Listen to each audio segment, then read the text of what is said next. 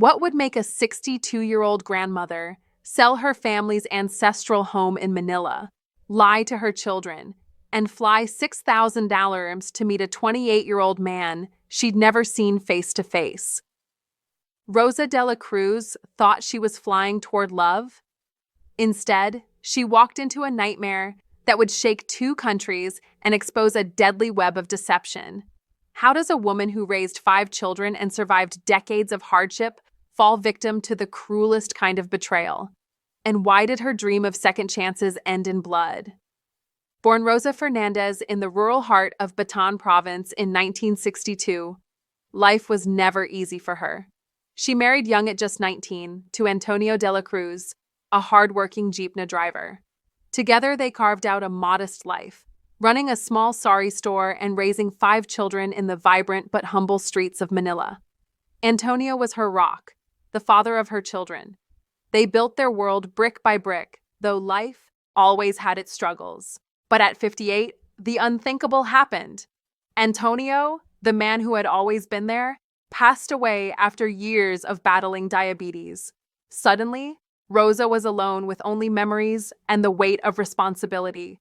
Her world shifted, leaving her to navigate life with a sense of loss, but still determined to keep her family strong. At 58, Rosa had seen it all: survival, loss, and endless sacrifices. But she wasn't ready to give up on love or life. That was the moment when something unexpected began to stir, a chance for a second act, one she never could have predicted. The house that once echoed with the laughter and chaos of 5 children was now eerily silent. With each photo on the wall, Rosa was reminded of the milestones her children had achieved, their graduations, their weddings. But now they were all far away, scattered across different cities and countries, chasing their own dreams. In Filipino culture, family is everything, so when the children left, Rosa didn't just lose her family, she lost her sense of purpose. The empty nest was a weight that seemed to grow heavier with each passing day. The familiar sounds of daily life, meal prep, laughter, even arguments were gone. It didn't help that the whispers of the neighborhood never stopped. Neighbors, well-meaning but nosy, constantly pressed her with questions about finding companionship. "When will you start living again, Rosa?" they would ask. The pressure was unrelenting. At 62, she wasn't just a mother and a widow. She was now a target for gossip, labeled as alone and needing something more. Rosa knew she needed something more, but what? What could fill the void? The loneliness was suffocating, and the search for solace began to overshadow everything else. Little did she know this longing would lead her down a dangerous path, one that would change everything. What her children didn't know was that the strong, independent woman who had always been the backbone of their family was slowly drowning in isolation. When they called, she forced a smile, pretending everything was fine. But behind those smiles was a heart weighed down by loneliness, a sadness she couldn't shake. The woman who once filled a house with the warmth of her laughter, her cooking, her endless energy, now spoke only to her plants. The silence of the home echoed in her ears. Her children, busy with their own lives, didn't see the toll it was taking. And Rosa, she didn't want them to worry. She didn't want them to see the emptiness that had become her reality. Every day was a battle to keep the emptiness at bay. Her plants became her companions, her solace, her only source of comfort. But deep down, she craved something more, a connection, someone to talk to, someone who understood her loneliness. And it was in that loneliness, that vulnerability, that she found herself drawn to something unexpected, the promise of love, a message from a man she'd never met, a stranger whose words promised the companionship she'd longed for. Little did she know this message would lead her down a path she couldn't turn back from. It started with a simple push from her daughter, LSE. "Mom, you need to get on social media. It will help you connect with us more." Rosa hesitated at first. She had spent her whole life in the real world, talking face to face, sharing stories over cups of coffee. The idea of learning to use a smartphone felt foreign. intimidating. But Loss's words lingered, and eventually Rosa decided to try with a few clumsy taps. She found herself in the vast world of social media. Her first stop, Filipino-Australian friendship groups online where she could connect with other Filipinos living far from home, just like her children. At first, she just watched, scrolling quietly through pictures, reading updates, and soaking in the lives of people who shared her culture. But as time passed, something changed. The posts became more familiar. The comments became more personal. She began responding, offering words of encouragement, sharing her own experiences. The once hesitant woman found herself becoming more and more active. The digital world was no longer a foreign land. Rosa had discovered something unexpected, a sense of belonging. She wasn't just a mother, a widow, or an empty nester anymore. She was someone with a voice, someone whose words could spark conversations and create connections. And then came the messages. A friend request from a man named Marco, a Filipino-Australian living in Sydney. A simple message at first asking about her life. But those words, those small, friendly words, would mark the beginning of a dangerous journey. A journey that began with hope, but ended in tragedy. It all began with a ping. A message notification from a name she didn't recognize, Dylan Mitchell. At first, it seemed harmless enough. Just another person in one of the many Filipino expatriate support groups Rosa had joined. His profile said he was a construction supervisor in Melbourne, recently divorced. A quick glance and Rosa could see that he seemed like just another expat looking to connect with someone who shared their roots. But there was something about his message that caught her attention. Your post about missing home-cooked adobo made me smile. My ex-wife was Filipina, and I still crave authentic Filipino food. Dylan's words were simple, but they hit her right in the heart. Adobo, the dish that had been a staple in her home, a flavor that had been passed down through generations. Rose's heart warmed as she read the message again, imagining what it would be like to share a meal like that with someone who understood the significance of it. She paused, her fingers hovering over the keyboard. It had been so long since anyone had shown interest in her life like this, since anyone had taken the time to connect over something so deeply personal. Slowly, she typed a reply, her curiosity growing with each word. Little did she know, this small act of kindness would pull her deeper into a web of lies, where trust would be shattered and secrets would come to light. What started as innocent small talk soon turned into something much deeper. Dylan's messages became a constant in Rose's life. Good morning texts, good night wishes, heartfelt conversations that stretched late into the night. Each day brought something new, each message, a promise of understanding, of connection. They shared their stories, their pains, their loneliness. Dylan told her about his failed marriage, his struggles with his ex-wife, and how hard it was to start over. Rosa, in turn, shared her own stories of loss, of the quiet house she now lived in, of missing her children. They bonded over their shared vulnerability, their shared need for something, someone to fill the void.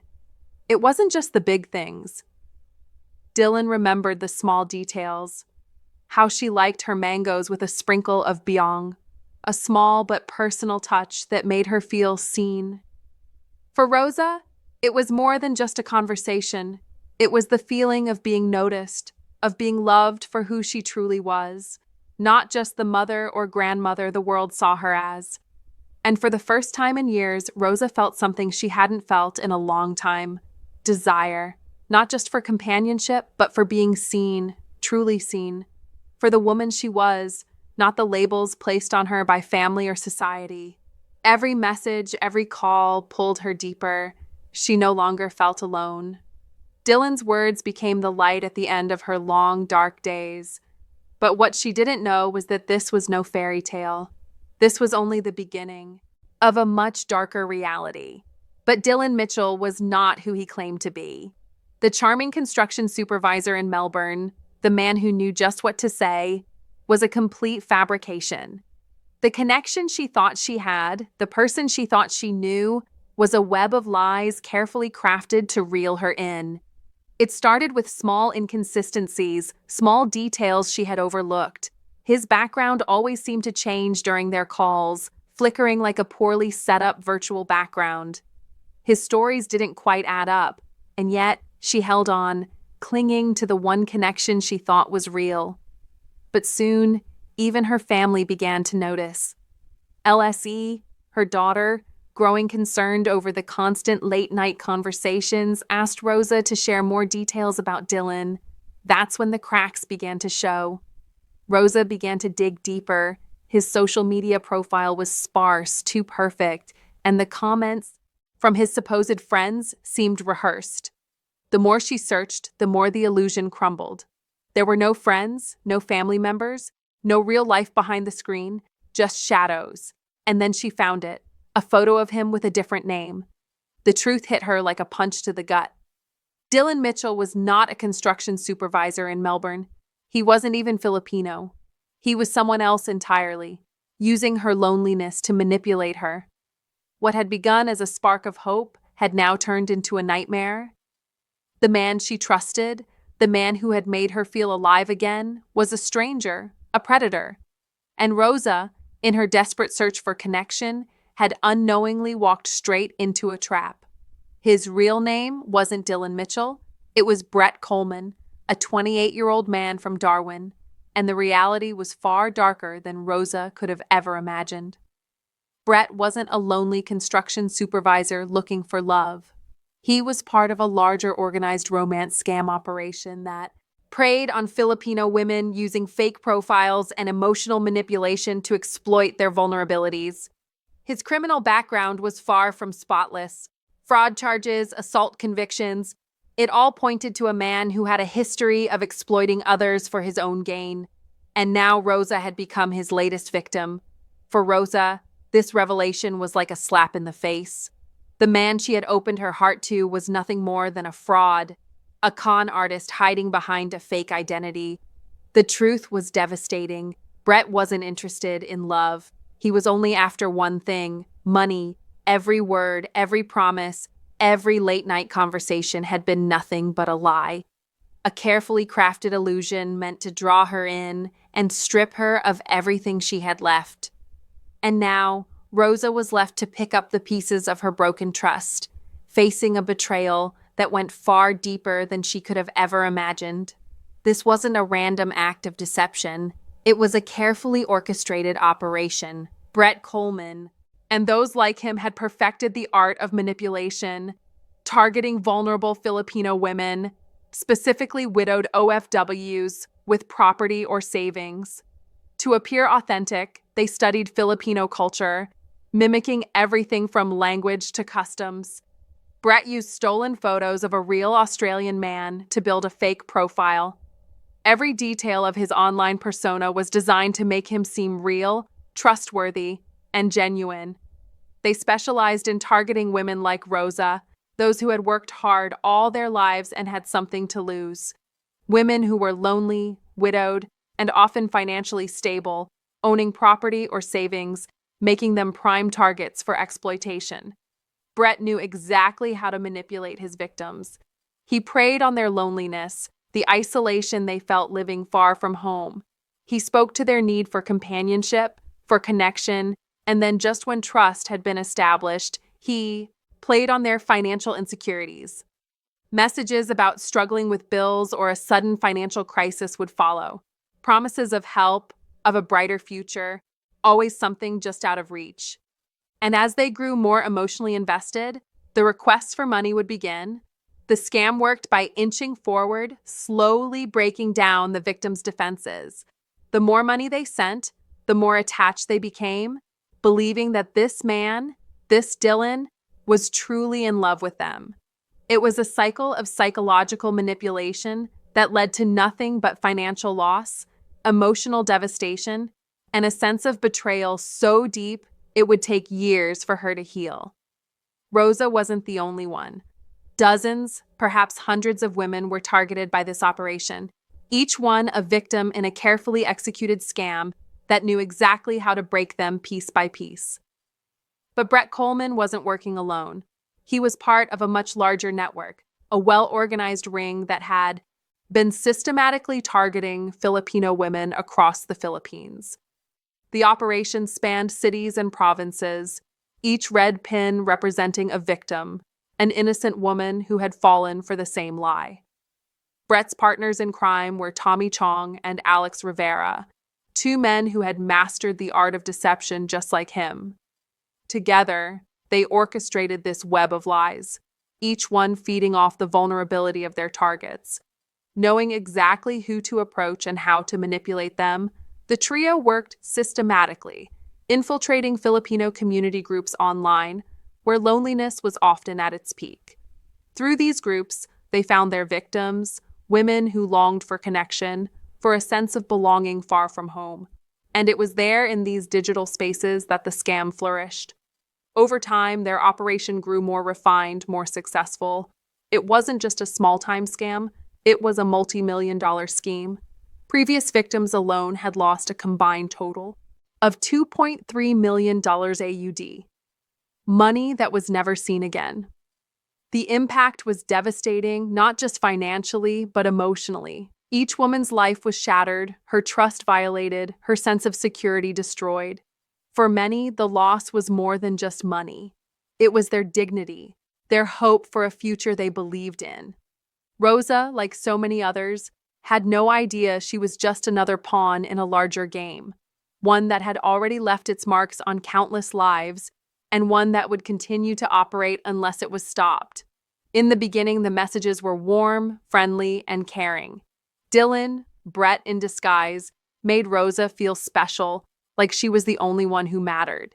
He shared fabricated stories about Filipino culture, stories he claimed to have learned from his ex-wife, painting himself as someone who truly understood her world. Their video calls felt real, or so Rosa thought. What she didn't know was that these calls were nothing more than illusions, crafted using deep fake technology. Dylan's face, his voice, they were all carefully manipulated, carefully designed to match the man Rosa wanted him to be. To build his credibility, Dylan began sending small care packages, cheap trinkets, little tokens meant to make Rosa feel seen, appreciated, a scarf, a small stuffed animal, tokens of affection that meant nothing to him but everything to her. Each package, each small gesture drew her in further. It wasn't about the gifts, it was about the feeling of being remembered, of being cared for. And slowly, the connection shifted from friendly banter to something deeper, more romantic. The tone of their conversations shifted ever so subtly from one of friendship to flirtation. Sweet words, compliments, and promises of a future together began to flow freely. Dylan wasn't just a man from a faraway place anymore. He was the man Rosa had dreamed of, the man who could fill the void in her life. For Rosa, this was the beginning of a dream, one where she could finally find love again, where she could feel cherished and valued. But unbeknownst to her, this dream was built on lies, and the truth would soon come crashing down.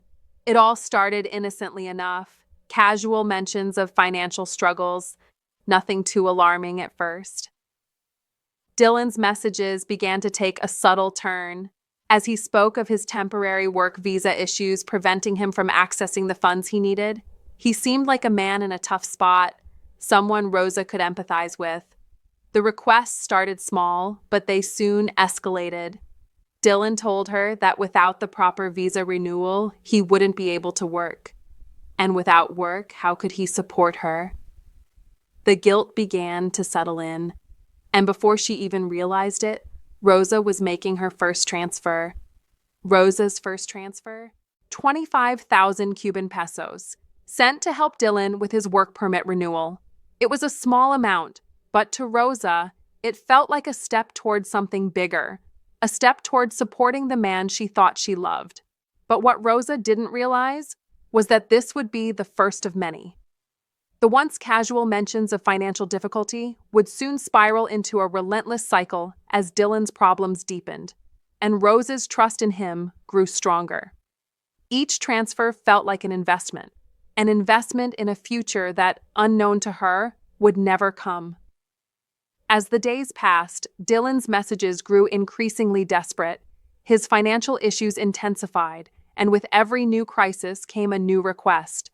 The messages, once casual and lighthearted, now carried an urgency, a pressure that Rosa couldn't ignore.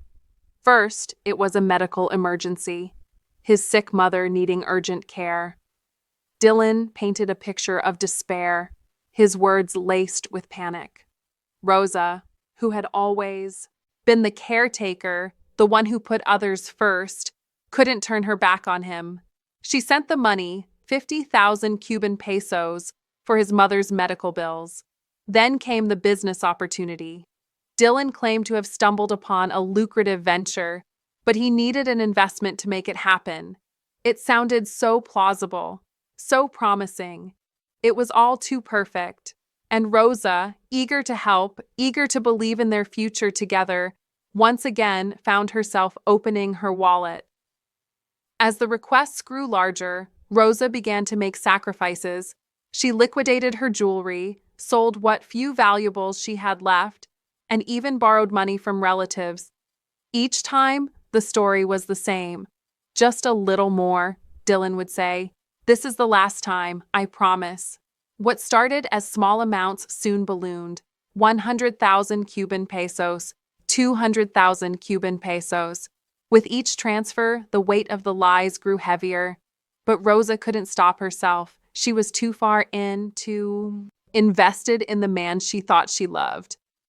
By the time the dust settled, Rosa had transferred a staggering total of 2.8 million Cuban pesos, or $50,000. Money she had worked her entire life to save. Money that was now gone, lost in a cycle of deceit. And as the final transfer was made, Rosa's dream of a future with Dylan came crashing down. The truth was clear now. She had been manipulated, drained of everything she had left. But the hardest part was realizing that her love had been used against her, and there was nothing left to hold on to. As Dylan's grip on Rosa tightened, so did his influence over her.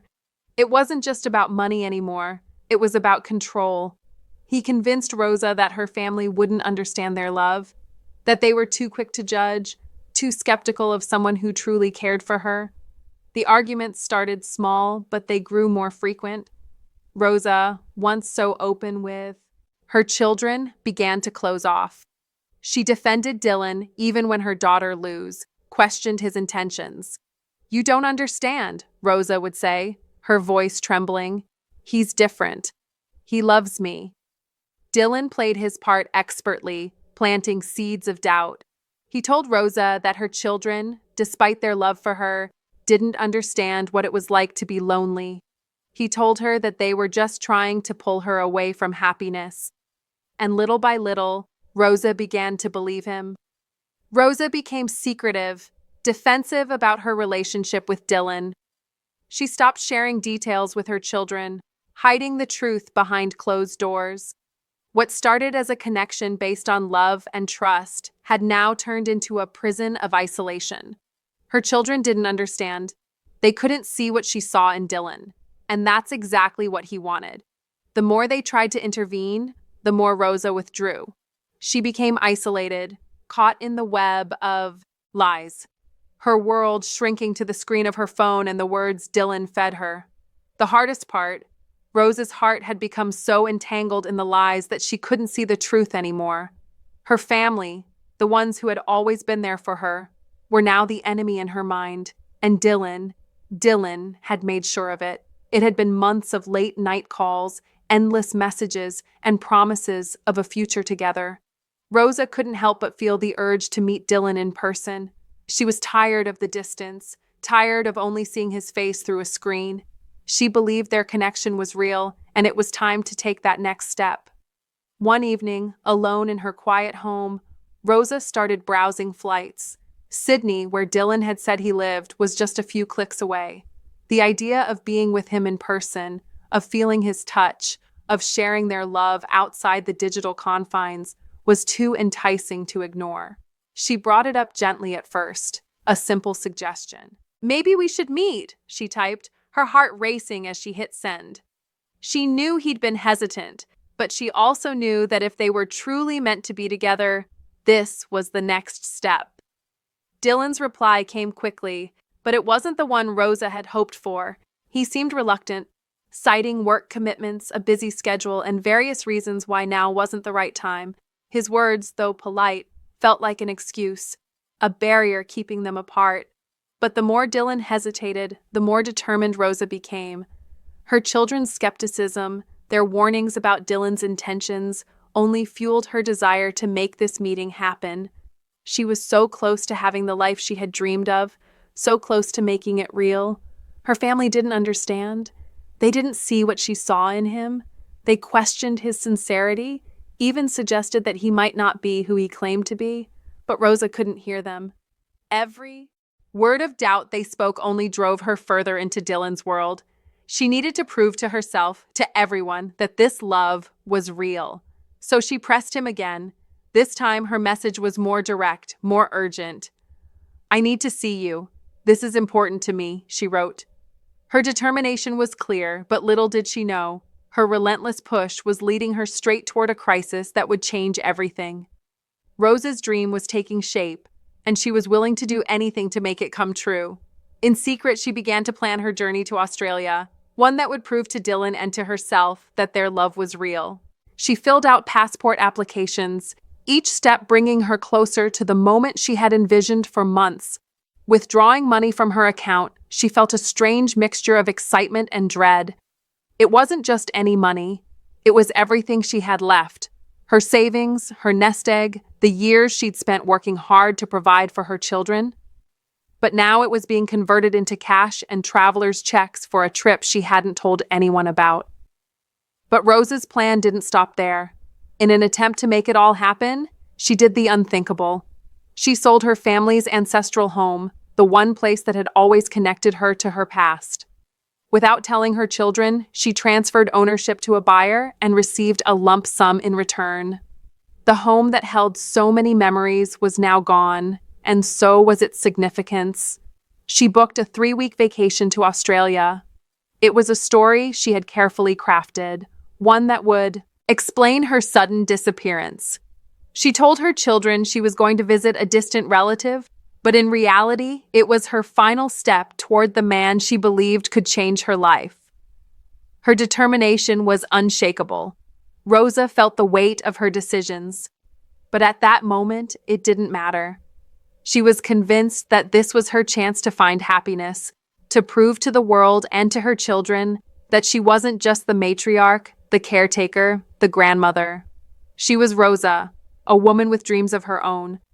What Rosa didn't know was that this would be the last time she saw the house that had been the foundation of her family. The next chapter of her life was about to begin, but it would come at a price she couldn't yet comprehend. As Rosa's plans moved forward, so did the darker side of Dylan's operation. Brett and his accomplices, Tommy and Alex, were now under pressure. Dylan's reluctance to meet in person was starting to unravel. Brett had been avoiding her requests for months, but now, with Rosa's insistence growing stronger, the trap was about to spring. Brett began to panic. The woman who had become his source of income was finally determined to meet face to face. And with that came risk. He had to act quickly. He knew that once they met, the ruse would no longer be sustainable. Tommy and Alex, his partners in crime, saw an opportunity. "We can milk her dry in person," they suggested, their voices cold and calculating. They weren't interested in love. They were interested in what Rosa could provide. The plan was set into motion. They staged a fake apartment, one designed to look like the home Dylan had described to Rosa. Expensive-looking furniture, photos of friends on the walls, and a carefully crafted life that never existed. It was all meant to deceive, to make Rosa believe she was stepping into the life she had dreamed of. As the days passed, they prepared for Rosa's arrival, cleaning the place, setting up their act, but their intentions were never about love. No, this was a well-thought-out scheme to rob her completely, to drain her resources until there was nothing left. Rosa, on the other hand, was oblivious to the trap that had been set for her. She believed in their connection. She believed this was the start of something beautiful. But little did she know, the man she thought she loved had been plotting her downfall all along. The plan was simple: rob Rosa of everything she had left, then disappear. They would take her money, her trust, and leave her broken. And when it was all over, they would vanish into the shadows, leaving nothing but devastation in their wake. Rosa was about to step into the trap, and with each step she took toward her new life, she was unknowingly walking toward her greatest betrayal. As Rosa moved closer to her destination, excitement mixed with the tension in her chest. Her phone rang incessantly, but Rosa ignored the calls. Calls from her daughter LSE. Calls that would change everything. She was on a mission, one she believed would prove her worth, prove that she could find happiness again. Back home, LSE had uncovered the truth. The family home, the place where Rosa had raised her children, was gone. In a panic, LSE rushed to the airport, her heart pounding as she tried to reach her mother before it was too late. The sale of the house was the final sign. A sign that Rosa had gone too far, that the woman she once knew was slipping away. But when LSE finally found her mother at the airport, it was too late. Rosa was resolute, her mind made up. "You don't understand true love," she told LSE, her voice firm, filled with a conviction that only the blind could have. LSE, on the brink of tears, begged her mother to reconsider, to see the danger before it was too late. But Rosa was already too far gone. Her heart, now tangled in lies, was deaf to the warnings. The love she thought she had with Dylan was all that mattered. "When I come back, I'll be married," Rosa said. A hopeful smile on her face, one that LSE couldn't bring herself to share. In that moment, her heart broke. It was a farewell that echoed with finality. The last chance to stop Rosa slipping further into the web of deception slipping through her fingers. And just like that, Rosa left her family behind, convinced that she was stepping into a dream. But the dream was a nightmare in disguise, and her family's final warning would soon prove to be the only truth left in a world built on lies. December 15th, 2023, Rosa's long-awaited journey had finally come to fruition. With excitement in her heart and hope in her eyes, she stepped off the plane at Kingsford Smith Airport in Sydney. This was the moment she had dreamed of, the moment when her love story would go from digital to real. She looked around, searching for the man who had promised her the world. She had waited months for this moment, months of late-night calls, texts filled with sweet promises.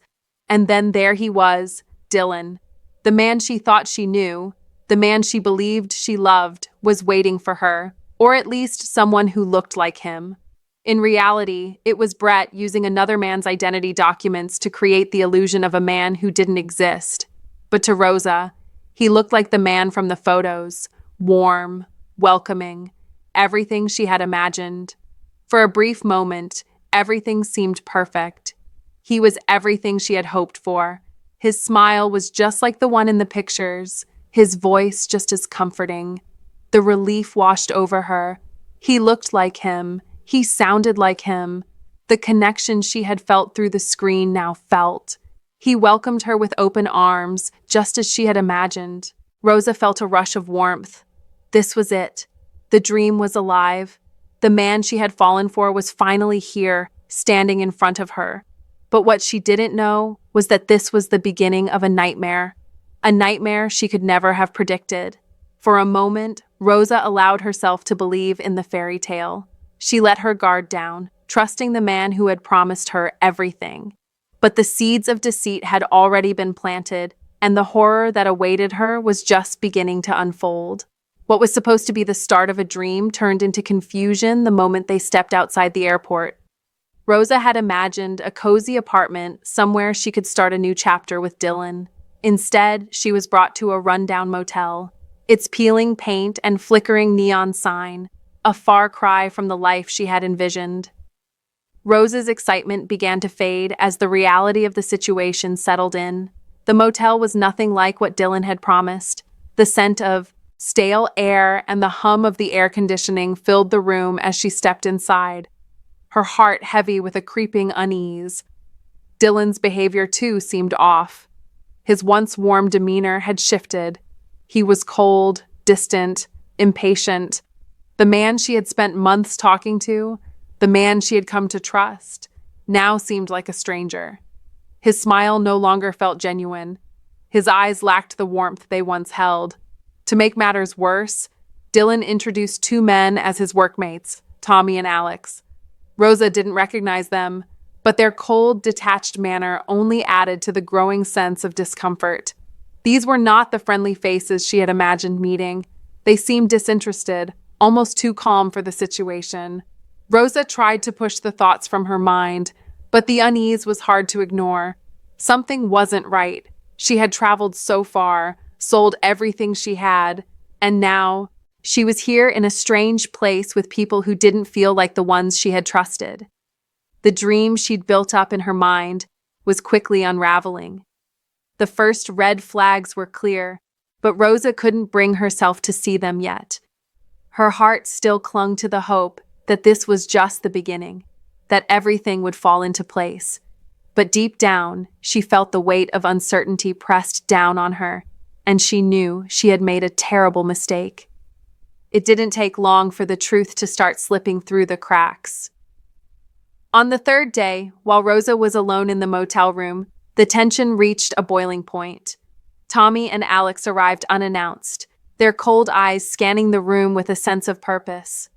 Rosa didn't understand what was happening until they began searching through her belongings. They ransacked her luggage, not caring for the personal items inside, their hands moving with practiced precision, her cash and traveler's checks. Money she had worked so hard to save were taken out, counted and inspected like they were nothing more than tools in their scheme. The shock hit her all at once. "What are you doing?" Rosa demanded, stepping forward, her voice shaky with anger and confusion. But it was too late. The veil that had covered their lies was ripped away in an instant. Dylan, the man she thought she knew, dropped all pretense. His face hardened, his smile disappeared, and the man standing before her was no longer the one who had once promised her love. "It's over, Rosa," he said coldly. "You've been played." The words hit her like a punch to the gut. She couldn't process what she was hearing. The man who had seemed so caring, so genuine, was a stranger, just another con artist, a part of a sick game she had been dragged into. There was no love, no promises, just lies and betrayal. The realization dawned on her in waves. Everything, her trust, her money, her dreams had been stolen. Dylan wasn't a man in love. He was a predator. And now, with the truth laid bare, Rosa was nothing more than a pawn in a ruthless scheme. The horror of it all crashed down on her.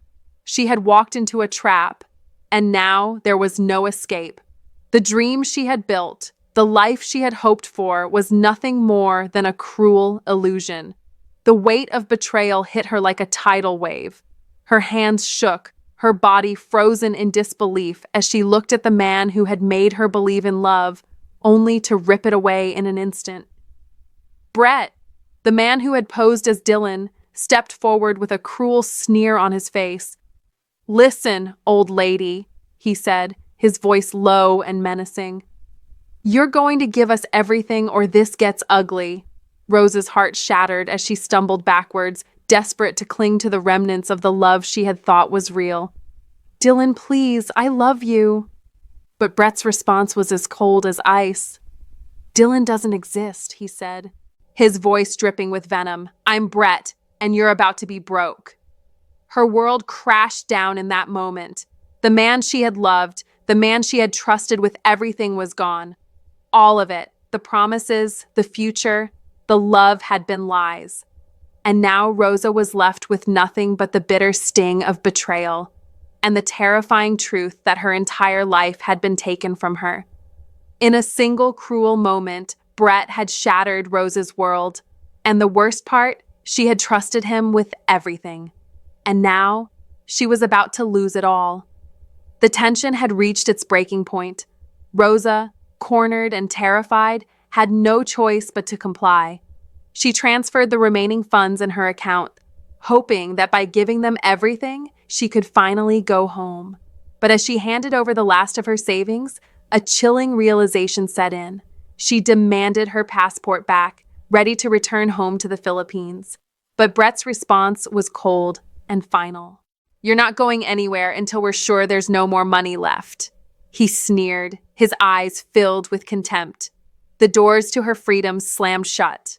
Rosa, now desperate, made one last attempt. Her trembling hands reached for her phone, the lifeline to her family, to her daughter LSE, who had been the only one to truly see the danger. She called, hoping to hear her daughter's voice, to feel the safety of someone who cared. But before she could get a word out, Tommy's hand was on her phone, ripping it away from her grasp.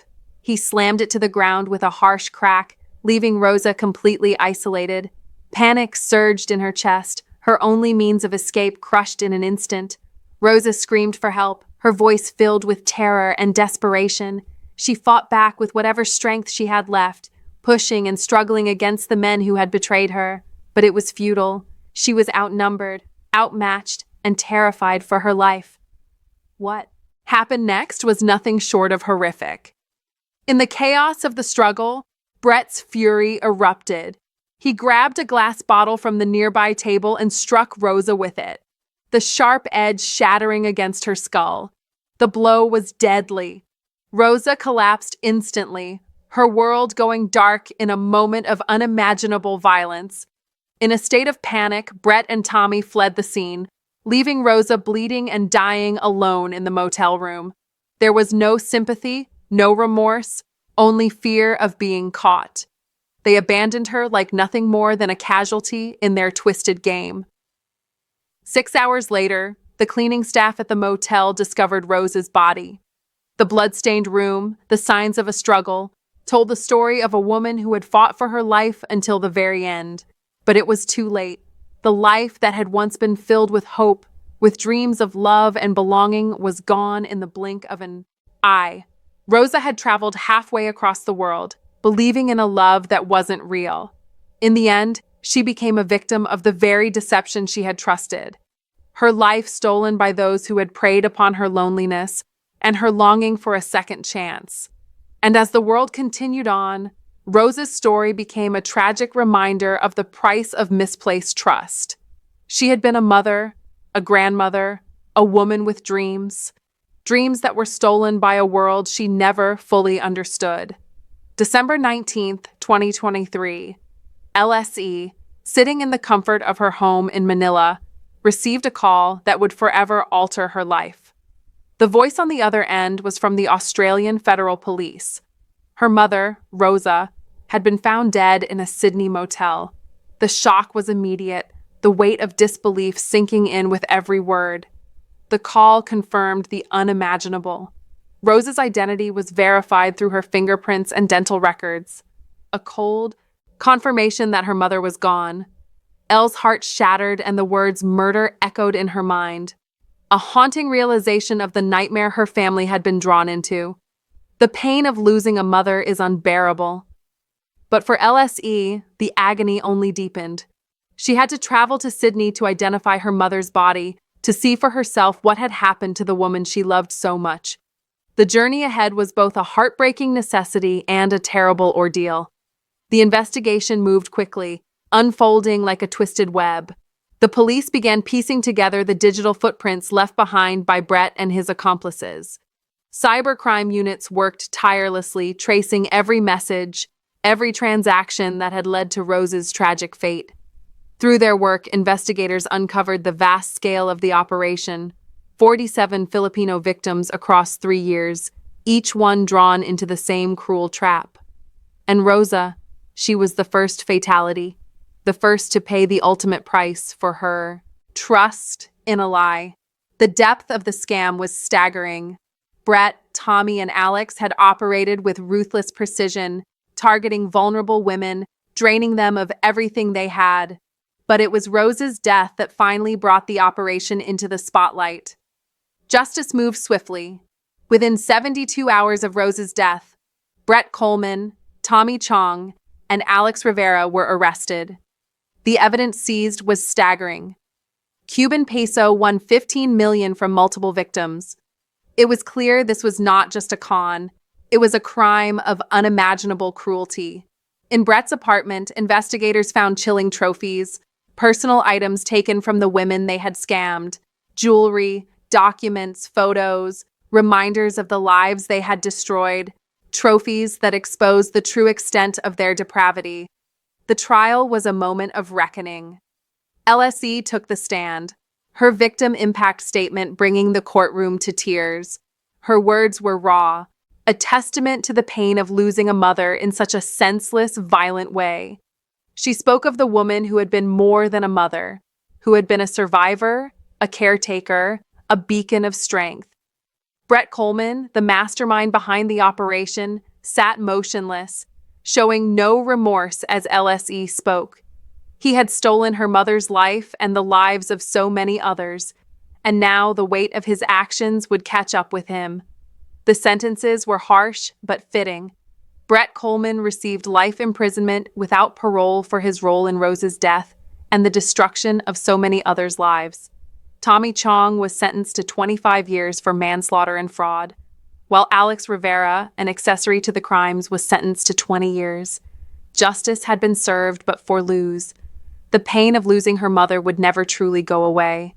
Her mother's life had been stolen, but her voice, LS's voice, had made sure that the world knew the truth.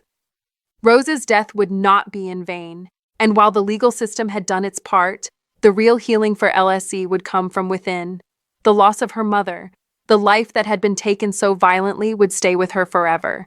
But she vowed that her mother's story, her memory, would never be forgotten. Rose's death left a deep, unhealable wound in her family. The funeral held in the Philippines was marked by grief and confusion. An empty chair at the family table stood as a painful reminder of the woman who had been taken too soon, leaving behind memories that could never be replaced. LSE, devastated by the loss, couldn't help but blame herself. She had tried to warn her mother to stop her from going to Australia, but her pleas had been ignored.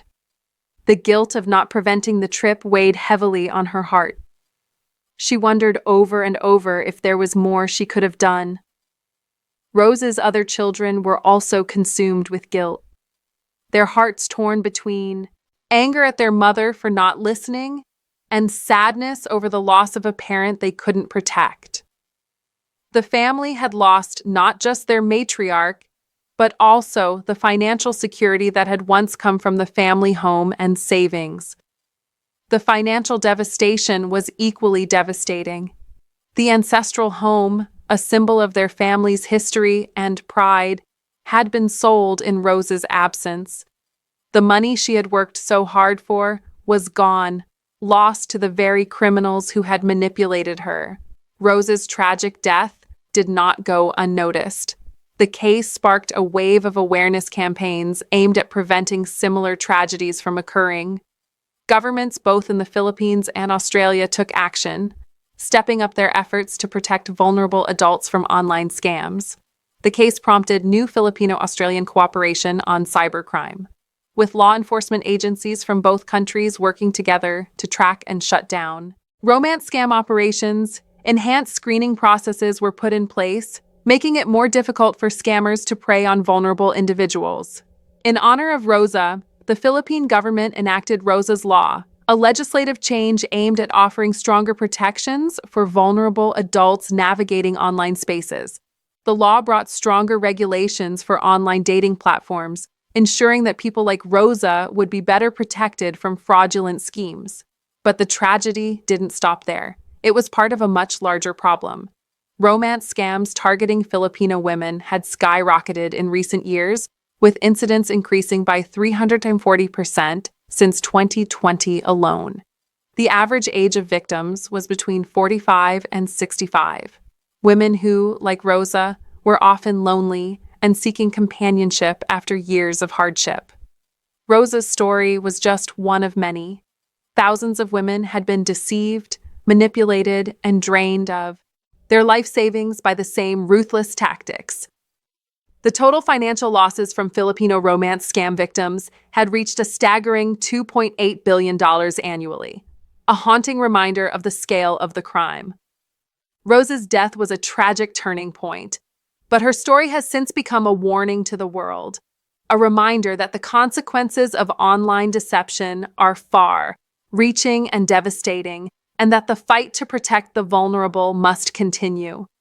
Rosa's life was taken too soon, but her legacy lives on in the changes she helped bring about. Through her story, countless others have been saved from the same fate. And while her family will never fully heal from their loss, they know that Rosa's memory will never be forgotten. Rosa de la Cruz wasn't naive or foolish. She was human. She wanted what we all want, to be loved, to matter, to not be forgotten. She wanted to feel seen and valued after a life filled with sacrifice. In the end, that desire for connection led her down a path she could never have anticipated.